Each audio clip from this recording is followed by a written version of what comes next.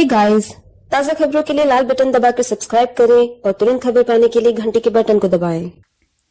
नमस्कार, मैं आनंद शर्मा और आप देख रहे हैं इंडिया अब तक न्यूज, कड़वा लेकिन सच।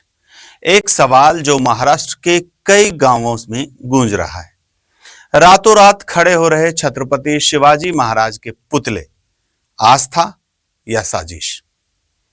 सोलापुर का अंजनगांव खेलोबा, बीड़ का गेवराई, धाराशिव का सिराडोन, परभनी का बोरी, बुल्ढाना का चिखला, ये सिर्फ जगहों के नाम नहीं हैं, बल्कि एक ही पैटर्न की कहानी बताते हैं। भंगाळे गोल्ड जलगाव, सोनं खरेदीसाठी विश्वासाचं एकमेव नाव भंगाळे गोल्ड।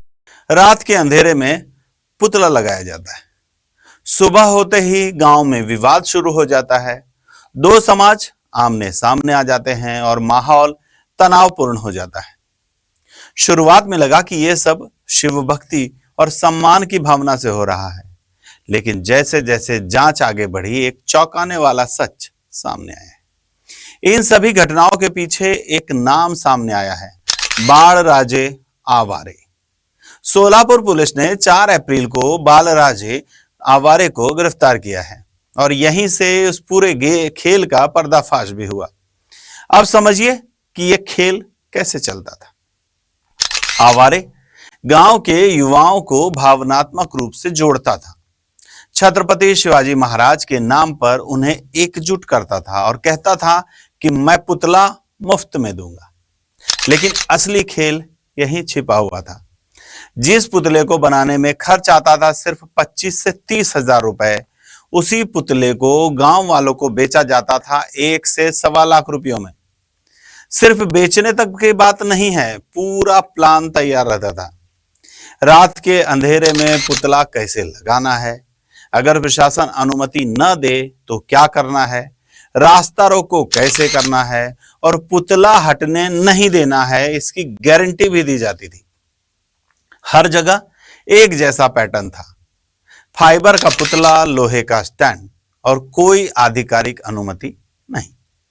इसी तरीके से महाराष्ट्र में कई इलाकों में पुतले लगाए गए छत्रपति शिवाजी महाराज के। अंजनगांव खेलोबा में तो हालात इतने बिगड़ गए थे कि 2 समुदाय आमने सामने आ गए। रास्ता रोको हुआ, धक्का मुक्की हुई और पुलिस प्रशासन को मोर्चा संभालना पड़ा। आखिरकार प्रशासन ने हस्तक्षेप किया, दूसरी जगह देने का फैसला किया और करीब 1 करोड़ रुपए के विकास का आश्वासन देकर मामला शांत करवाया गया। लेकिन अब सबसे बड़ा सवाल, क्या यह सिर्फ पुतलों का मामला था या लोगों की भावनाओं का कारोबार? जांच में यह भी सामने आया है कि बाळराजे आवारे पर पहले से ही 11 केस दर्ज थे और अब उसके खिलाफ और भी गंभीर धाराओं में केस दर्ज किए गए हैं। फिलहाल वह पुलिस हिरासत में है और जांच जारी है। क्या इसके पीछे कोई और भी है? क्या इसे राजनीतिक समर्थन मिला हुआ है और यह नेटवर्क कितना बड़ा है? एक बात साफ हो चुकी है, छत्रपति शिवाजी महाराज का नाम जो प्रेरणा और सम्मान का प्रतीक है, उसे कुछ लोग अपने फायदे के लिए इस्तेमाल कर रहे हैं।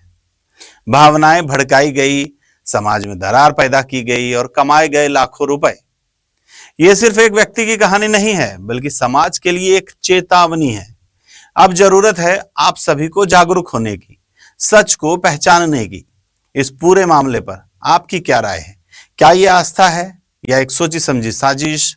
कमेंट करके हमें जरूर बताइए। वीडियो पसंद आए तो लाइक करें, शेयर करें और इंडिया अब तक न्यूज को सब्सक्राइब करना बिल्कुल भी ना भूलें। मैं हूं आनंद शर्मा, आप देख रहे थे इंडिया अब तक न्यूज, कड़वा लेकिन सच। जय हिंद। विश्वास सदियों का, विरासत अपनों की, हर पीढ़ी जिसे पहचाने, वो चमक रतनलाल सिबाफना ज्वेलर्स की। इंडिया आप तक समाचार, कड़वा लेकिन सच।